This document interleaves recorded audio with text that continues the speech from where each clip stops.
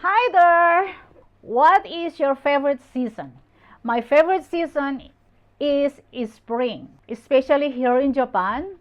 We have 4 seasons, and one of the most beautiful season here is spring. Wonder why? Oh, I think you know why. Because during spring season in Japan, there's so many flowers that bloom so beautifully. It's stunning, everywhere. Ang pinaka-famous, di ba? Alam niyo kung ano mga pinaka-famous na bulaklak dito sa Japan. Well, I'm gonna give you 15 beautiful flowers that bloom during spring here in Japan. Of course, first, number 1, the cherry blossom or sakura.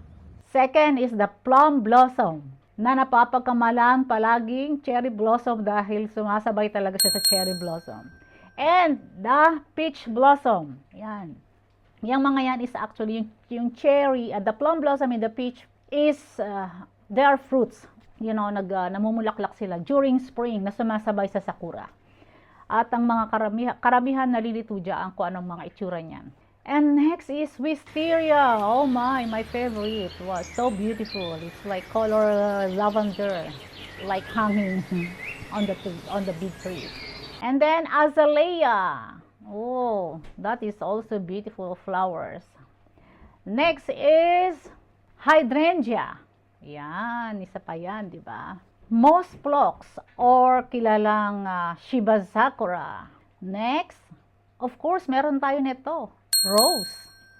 Yan, ang ganda at maraming klaseng roses dito sa Japan. Iba-iba. And tulips. Wow, the tulips.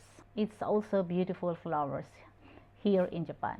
Lavender. Wow, that also one, right? The lavender smells so good as well. Chrysanthemum.